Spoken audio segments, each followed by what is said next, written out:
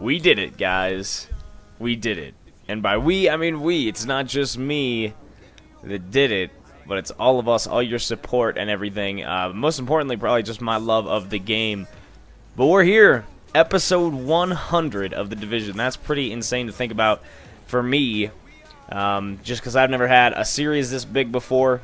I started covering the Division in some videos, I don't know, like maybe 3 months before it came out. And then I played the beta, and then obviously I played this. So I've been playing this game for a while, and, you know, I'm not one of those streamers that has, you know, freaking 1,000+ hours on the game. The closest game I have to 1,000 hours is Destiny.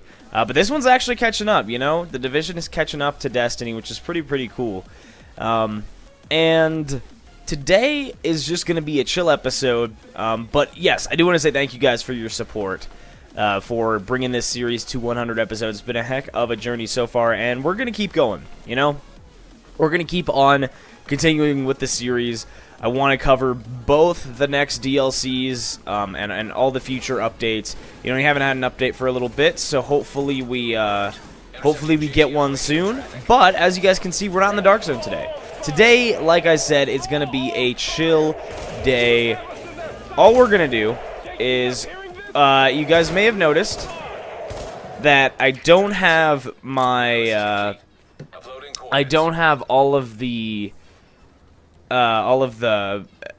bases maxed out in the game, all of the base of operation wings, and I just haven't had really a drive to do that, but I figured today would be a good day to get some of that done. And as I do these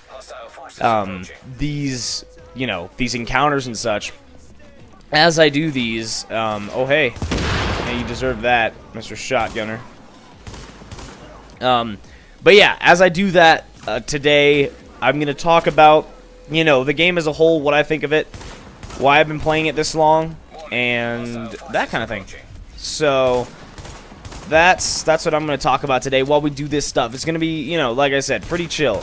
And I don't know how long it'll be, but, you know, episode 100 is kind of, you know, just a pretty big benchmark for the series. I just wanted to make it at least so that, you know, we'd have it episode 100. So, yeah, today we're talking state of the game. We're talking, you know, what I think of it, why I like to play it. So, without further ado, let's get into this. We're just going to keep running these encounters because they're quick, they're easy, they're nice to do. Just something to chill. I don't really have to focus as much as I do in the Dark Zone. So, I'm first going to talk about story. The story of the game. And I like it. For the most part, it's pretty good. It's pretty good. Basically, we are an agent after an outbreak, and we were sent into New York to kind of clean up the mess that the trash of society had created by creating gangs, and then basically just taking over New York, and we're sent in to clean up the mess. It's a cool theory. It's a cool situation to be in. And it's very interesting to have, you know, in a zombie apocalypse game, you're not fighting the zombies, you're fighting the people that came after the zombies. Kind of like The Walking Dead, if you guys follow that show, but of course without the zombies. But yeah, the story's alright. I think the main problem with it was kind of like Destiny. When it came out, there wasn't, you know, too much content. I feel like the, you know, this game's been in development, or it was in development for a very long time. It definitely one of the most anticipated games of this year, and basically, it's hard. It's hard to make a compelling story with the situation that you're put in, you know? Because you're an agent, and basically your job is to go around cleaning up New York. And that's essentially what you do throughout the game. It's... Can you stop, Shotgunner? It's essentially what you do throughout the game. And that's... I mean, they accomplished that goal, at least. At least they did. They accomplished that goal, which is nice. But the really cool parts of the story come in when... you know, you're finding people like Aaron Keener and discovering the source of the virus. They should have, in my opinion, to make the story a lot better, you know, of course they have us going on these, you know, supply missions, taking out leaders of gangs. You know, that's all good. You know, that's pretty necessary if we want to take back this part of New York, which is ultimately the end goal. But the stuff with Aaron Keener and the disasters in the Dark Zone and dealing with rogue agents, I think could have been done with so much more, because, you know, we could have had, you know, more cutscenes. We could have had definitely more cutscenes. We could have had, you know, areas where, and missions where we would go and, like, we'd hunt down a rogue agent, and we kind of had a couple of those, but I feel like they could be more in-depth, more interactive, that kind of thing, and ultimately be more relevant to the story. You know, I feel like the rogue agents should have been the most prevalent enemy. Because having, like, I think it would have been cool to have the most prevalent enemy be ourselves. Because that's, you know, that's kind of what it's like. Because, you know, society. But, I don't know. The story overall, again, was okay. But hopefully you guys can see where I'm coming from, when it could have been built on a lot more with the story of Aaron Keener and maybe go into deeper detail on the factions. Again, I'm comparing it to Destiny because it's like Destiny had all the Grimoire, which was basically lore that was outside of the game. You had to go on to Bungie.net and actually look at the lore, and if you read all the lore and kind of understood it, it was super cool, and it should have been in the game. That's my opinion. But it wasn't. It was never in the game, other than in the form of those cards that you collected on the website. And there's a lot of that here with, like, the echoes and stuff, which is cool that it's in the game, but it's not really in the story, if that makes sense. So that's kind of what I'm thinking about the story. You know, I hope the DLCs, you know, add more story elements to it, because the Underground is cool. Like, it made a lot of cool, you know, additions and everything, but I didn't really think it was relevant to, like, I mean, the Bliss and the final boss was never really a huge thing. So it wasn't really like that, but the Underground was more or less just an addition to, you know, we have new areas to fight people, we need to kill them, that kind of thing. So that's my thoughts on the story. But I think the biggest and most long-lasting thing of this game is, of course, the Dark Zone. The Underground is definitely a huge step. If you guys aren't familiar with the Underground, basically it's randomized urban missions. They call them operations that you can go in and do, and you can have different modifiers, and basically create your own missions and go in there with friends. You can change the difficulty, lots and lots of customization, and you just fight them underground. And I think that's a pretty huge selling point if you're a big PvE player, is to get all those kind of replayable areas and things to do. So that's a really good thing. But yes, I think the main replayability in the game is in the Dark Zone. That was one of the most advertised things about the game, was the Dark Zone.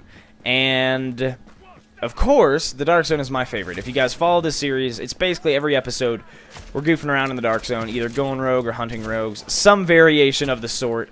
And yeah, you know, the Dark Zone is the game's longevity, I think. And it's a pretty big area. You know, once you play it for hours and hours and days, you get a little more familiar with it, and it doesn't seem as big. And I hope that's what they do within the future, is add more Dark Zones to that, and more areas and more landmarks to explore, and maybe create, you know, a little more diversity in the Dark Zone, make areas we haven't seen yet. But the Dark Zone itself is, you know, if you guys know what it is, it's PvE and PvP. You know, it's both. So there's enemies like this that you find, but they're the highest level enemies in the game, so you gotta be serious if you're going into the Dark Zone. And I do think you guys have heard me talk about, I think that the enemies are often in the way of PvP, and I think that's something they've talked about, is having a separate PvP game mode in the game. I don't know if it would be like a fast-paced arena or if it would be kind of what it is now, but just us, you know, exploring the Dark Zone. And to kind of have PvP separate from PvE, I think would be awesome. But it's not. And PvP right now is pretty fun. I think I enjoy it. I think shotguns are a little overpowered if you can get some right perks on them and right DPS if you have good firearms. But I don't think, you know, they're not game-breaking like the AUG was back in the day. But the weapons, I think the only thing holding... Oh, what? Wow, really? I failed it? Wow, that sucks. That's awkward. But like I said, wow, I wasn't even paying attention. How do you fail that? That probably takes some serious skill right there. But yeah, it's not necessarily the Dark Zone's fault that it's unbalanced. I think it's just the weapon balancing that they have to get pretty much 100% right to make it all balanced. But like I was saying about the Dark Zone is, you know, I think PvE, the PvE aspect, if you're going in for PvE, it's pretty good. But you have to have a group. You know, PvE, if you go up north, wherever you are, you're going to get loot. That's for darn sure. They made sure that wherever you are in the Dark Zone, if you're fighting people or if you're fighting ads, you are going to get loot. And that's fantastic. And I love the extraction part of it. That's always been like one of my favorite things since the game was first announced. So I really like the extraction part of thing, but there's always going to be loot, which is, you know, that used to kind of be a problem, but now it's not. The problem is if you're a solo player. I think that's the biggest problem with the Dark Zone. Solo player in this open world, the huge, massive open world that we have been so accustomed to. It's that is very solo player friendly. You know, I'm in here right now and having no problem as a solo player. Granted, my gear score is pretty high, but like no matter what your level is, you can pretty much do anything in the game solo because the enemies in the game are scaled to how many people are in your group. So if you're doing a mission, you know, obviously there's going to be more people. Obviously there's going to be more enemies if you're playing with a 4-person group than if you're playing solo. So in the Dark Zone, they don't have that. In the Dark Zone, it's literally just go in there, have fun. And the enemies are way too strong for a solo player to combat. They're way too strong. You can't do it unless you're very, very skilled and you're not in the North Dark Zone. If you're in the North, good luck. Oh, excuse me. But if you have something like Alpha Bridge is a fantastic solo build. I think Alpha Bridge or Nomad, those can help you survive. The gear set builds can help you survive in the Dark Zone pretty well solo. So that's possible, I think. But overall, the Dark Zone is not friendly to solo players. It's just not. So I'd say stay away from solo players, and I think that's something they need to work on. Maybe make a solo player's Dark Zone. Maybe make a PvP only Dark Zone. I think there's a lot that they could do with certain Dark Zones that could make it so that they could have different options of play for the different play styles of many people. So that's what I think about the Dark Zone. Definitely my favorite area. Definitely one of the most fun. And I don't know if it's necessarily the Dark Zone, but the people in the Dark Zone, if that makes sense. Again, I'm comparing this game to Destiny again because I do think they're similar in quite a few ways. Not at all gameplay-wise, but just in kind of the style of the game that they are. And it's not really the gameplay in The Division, if you guys are looking for a really, really good RPG with a ton of stats that you can completely customize yourself and build really the entire way you want to, I think The Division is a near perfect RPG, and the gameplay is awesome. But I think the thing that makes the game the best it can be is the people you play with. Is the experiences you have with people. Of course, the gameplay is awesome. The story isn't as awesome, but the people you play with, the experiences that you get with people are the selling points of any game, I think. I think that's very true for this game. So, yeah, you know, the Dark Zone has a lot of experiences with people, you know, unlike this outside where you're solo, or where you're guaranteed solo, where I am right now.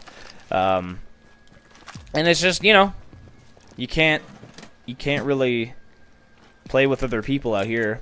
So, I mean, you can if you have a team, but that's besides the point. But so far, you know, I think the direction that they're going with the game is good. You know, we get the updates that they bring are really, really awesome. You know, you can definitely tell that Ubisoft cares about this game. And yes, they do care about money. They are Ubisoft, but the game itself is going in the right direction. You know, the updates are very, very good. People are happy with them. The player base isn't as big as I think they hoped, but I think the player base that is there actually does care about the game and enjoys playing the unique game that is The Division. And one other thing I wanted to bring up was this area out here, the main world of New York. It definitely seems like they spent a lot of time into it. That's, you know, no doubt. Like, it's much more extensive. You guys can see on the map, it's much more extensive than the Dark Zone. Hands down. It is much more extensive than the Dark Zone. And once you get to level 30, there's not really much to do. I mean, I did most of the encounters that I wanted to back before I was level 30 and back before I really got into the Dark Zone.